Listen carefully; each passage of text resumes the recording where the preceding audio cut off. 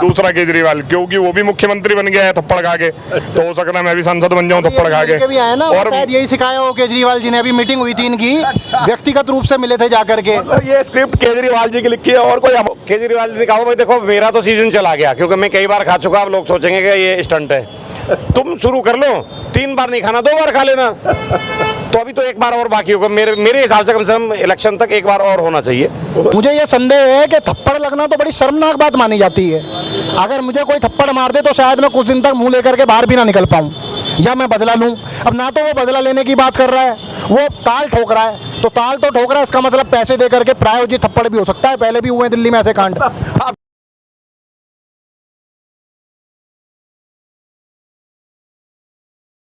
और आप देख रहे हैं संवाद नेशन।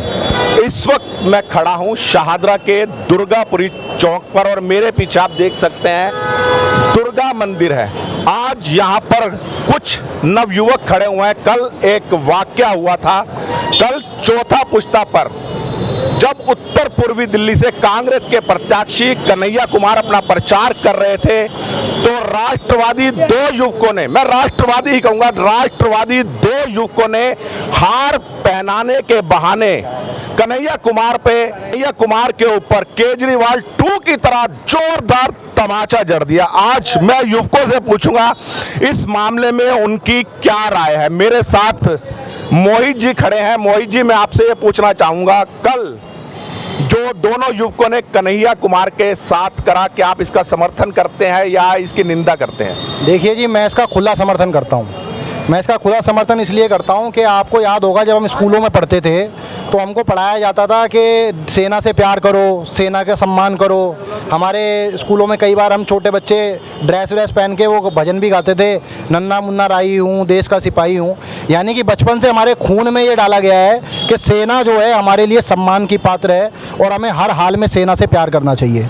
लेकिन ये वो कन्हैया कुमार है जो थोड़ी सी सस्ती पब्लिसिटी के लिए, अपना नाम कमाने के लिए सेना को कहता है कि सेना तो कश्मीर में महिलाओं का बलात्कार करती है।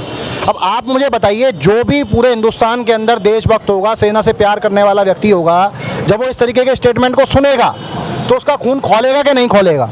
और अगर नहीं खौलेगा तो वो भी कन्हैया कुमार जैसा देशद्रोही होगा। जो देश से प्यार करने वाला होगा उसका तो खून खौलेगा। और सबका अपना अपना रोष दिखाने का, गुस्सा दिखाने का अपना अपना तरीका होता है। कोई वोट दे करके अपना गुस्सा दिखाएगा, कोई मन में सोच के रह जाएगा तो कोई थप्पड़ भी मारेगा। यानी आप इस बात को जांच चाहते थे कि लोकतंत्र के अंदर सबको प्रचार करने अधिकार है, अपने वोट मांगने का अधिकार है, लेकिन जिस तरह से उन्होंने तमाचा जड़ा, क्या आप उसको बुरा नहीं समझते? बिल्कुल बुरा नहीं समझता भाई साहब। मैंने कहा ना, सब लोकतंत्र में क्या है, अपने विचार को प्रकट करने का अधिकार है। तो विचार को प्रकट करने का अपना अपना तरीका भी है ना। कोई बोल के करेगा विचार प्रकट, यानी अभिव्यक्ति की आजादी का एक तरीका ये भी है। और क्या, संकेतों के हिसाब से भी तो अभिव्यक्ति होती है, संकेत ही तो है। और मुझे आप एक बात बताइए, कांग्रेस को इस थप्पड़ से क्या आपत्ति है? कांग्रेस तो वो सरकार है, गांधी जी को मानने वाली सरकार है। गांधी जी कहते थे कोई एक थप्पड़ मारे तो दूसरा गाल आगे कर दो।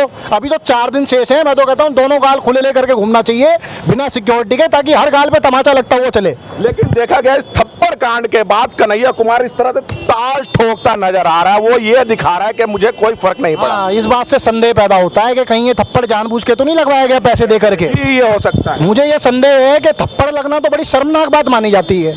अगर मुझे कोई थप्पड़ मार दे तो शायद मैं कुछ दिन तक मुंह लेकर के बाहर भी ना निकल पाऊं, या मैं बदला लूं।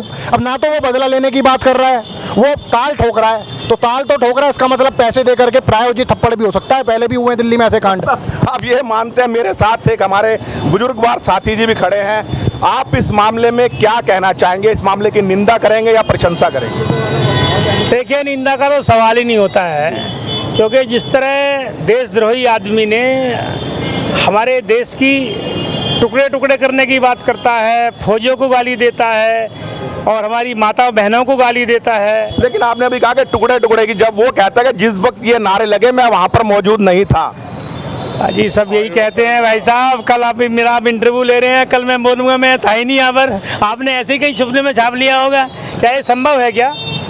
अगर आप मेरे से पूछ रहे हैं और मैं जवाब दे रहा हूँ, इसका मतलब मैं हूँ ना कहीं। उसकी 1000 वीडियो हमारे पास है, ये बात कहते हुए, गाली देते हुए, चढ़ते हुए, ठीक है जी। और क्या नहीं किया उसने। आज अगर उसको थप्पड़ लगा है, सबसे बात थप्पड़ लगने की बात यह है कि क्या नाम जो है, वास्तव में जिस लड़के ने ऐसा किया है तो वो उसने सोच समझ के अच्छा ही किया होगा, क्योंकि हम तो उसको डेमोक्रेसी को मानने वाले हैं। थप्पड़ ऐसे नहीं मारना चाहिए, पर साथ में जो हमारे दूसरे बंधु बता रहे हैं ये भी हमें शक होता है कहीं ऐसा ना हो कि उसने जानबूझ के पैसे दे करके थप्पड़ खा लिया। एक स्क्रिप्ट लिखी गई थी, मेरे साथ और भी युवा खड़े हुए हैं। मैं आपसे ये जानना चाहूंगा, क्या कांग्रेस ने कन्हैया कुमार को टिकट देकर अपने पैरों पर खुद कुल्हाड़ी नहीं मार ली है? ये मुझे लग रहा है कांग्रेस की कन्हैया कुमार से खुद की दुश्मनी है कि साले तुझे वहां से भी हरवाया और तो तुझे यहाँ से भी हरवाएंगे। बेगूसराय से 4 लाख वोटों से हाँ, पहले हार चुका है बेगूसराय से, यहाँ से भी इसको हराने की तैयारी है। या तो ये इसे निकाल नहीं पा रहे हैं या चाह रहे हैं इसको इतना फ्रस्ट्रेट कर दो कि अपने आप ही छोड़ दे कांग्रेस कि मुझे 2 जगह से हरवा दिया। तो मेरे हिसाब से तो ऐसा ही लग रहा है। लेकिन जिस हिसाब से वो दम मर रहा था और अपने पटों को पीट रहा था, लग नहीं रहा कि वो फर्स्ट्रेट हुआ है। ऐसा हुआ है, ये केजरीवाल बनने की कोशिश कर रहे हैं। कुछ टाइम पहले दूसरा केजरीवाल, क्योंकि वो भी मुख्यमंत्री बन गया है थप्पड़ खा के, तो हो सकता है मैं भी सांसद बन जाऊं थप्पड़ खा के। भी आए ना, और शायद यही सिखाया हो केजरीवाल जी ने। अभी मीटिंग हुई थी इनकी, व्यक्तिगत रूप से मिले थे जाकर के। मतलब ये स्क्रिप्ट केजरीवाल जी की लिखी है, और कोई हमारे भाई बंद हमारे कहना चाहेंगे जी आप? इसमें कोई असत्य नहीं है, ये पूर्णतः सत्य है। ये पेड़ थप्पड़ है। और देखिए श्रीमान, आपको ये शंका क्यों लग रही है कि ये पेड़ थप्पड़ है और ये स्क्रिप्ट लिखी हुई है? मैं बताता हूँ उसके बारे में, आपको बताता हूँ। मैं अपनी बात का 2 तरह से जवाब देता हूँ। पहली तरह से जवाब देता हूँ, मैं अगर मंदिर में खड़ा हूँ तो पूजा करने के लिए जी, मेरे को जो मिलेंगे वहाँ लोग पुजारी मिलेंगे, पूजने वाले मिलेंगे, है ना। मैं शराब के ठेके पर खड़ा हूँ तो कैसे लोग मिलेंगे? शराबी मिलेंगे, शराब बेचने वाले मिलेंगे, शराब पीने वाले मिलेंगे, है ना, ऐसे लोग मिलेंगे। ऐसे ही अगर मैं किसी प्लेटफार्म पे जा करके अपना कोई रोल अदा करना चाहता हूँ, जैसे इंडी गठबंधन में चालू है, जो हमारा ये इंडी गठबंधन है, इसमें केजरीवाल के साथ गठबंधन हुआ है। अब जब केजरीवाल के साथ गठबंधन हुआ है तो थोड़ी सी नीतियाँ और रीतियाँ तो आपस में आदान प्रदान करनी पड़ेंगी ना। मतलब खरबूजे को देख के खरबूजा रख। हाँ, तो केजरीवाल जी ने कहा भाई देखो मेरा तो सीजन चला गया, क्योंकि मैं कई बार खा चुका, अब लोग सोचेंगे कि ये स्टंट है। तुम शुरू कर लो, 3 बार नहीं खाना 2 बार खा लेना। तो अभी तो 1 बार और बाकी होगा। मेरे हिसाब से कम इलेक्शन तक 1 बार और होना चाहिए। हाँ। अगला थप्पड़ किसके नाम? अब किसके नाम तो नहीं बता सकते जी, कौन बेचारा फ्रस्ट्रेट बैठा है, ठीक है ना। वैसे फ्रस्ट्रेट तो मैं भी हूँ। मैं वो राष्ट्रभक्त हूँ, वो देशभक्त हूँ कि मैं अपने देश के लिए फौजी ना होते हुए भी अभी भी जान दे सकता हूँ। तो मैं अपने राष्ट्र के लिए, कोई मेरे राष्ट्र के लिए गाली दे, कोई मेरे राष्ट्र की संस्कृति को बिगाड़ना चाहे, उसको बदसूरत करना चाहे, तो मैं उसे बिल्कुल बर्दाश्त नहीं करूँगा। मतलब आप सब लोगों ने देखा, यहाँ युवाओं को छोड़िए जो उम्र के बहुत ऊपरी पड़ाव पर है, उन लोगों के मन में भी एक ये है कि काश उस समय मैं भी वहाँ होता तो मैं भी ये सब कर डालता। मेरे साथ एक युवा एक साथी खड़े हैं। आपकी उम्र कितनी है?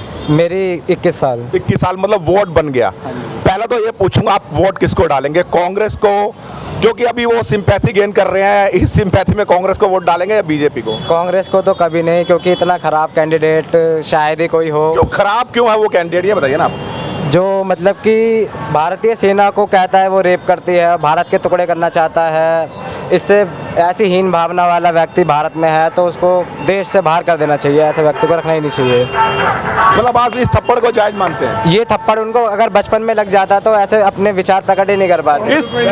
इस थप्पड़ की गूंज कहाँ तक जाएगी? इस थप्पड़ की गूंज उन लोगों तक पहुंच गई होगी मेरे हिसाब से, जो भारत को टुकड़े टुकड़े करने की बात करते हैं और जो भारतीय सेना के लिए विचार अच्छे नहीं रखते, उन सबको ये कानों पे पहुंचे। धन्यवाद। और कुल मिला के विश्लेषण ये है, जिस तरह से हेमंत विश्वकर्मा जी ने कहा, जिस दिन घुसपैठियों और गद्दारों को आप खदेड़ना चालू कर देंगे, यानी थप्पड़ मारना चालू कर देंगे, उस दिन इस देश में ना कोई घुसपैठिया रहेगा, ना कोई गद्दार पैदा होगा। मैं राजेश बिसिन, संवाद नेशन के साथ शाहदरा के दुर्गापुरी चौक से। जय हिंद, जय भारत, जय श्री राम, वंदे मातरम।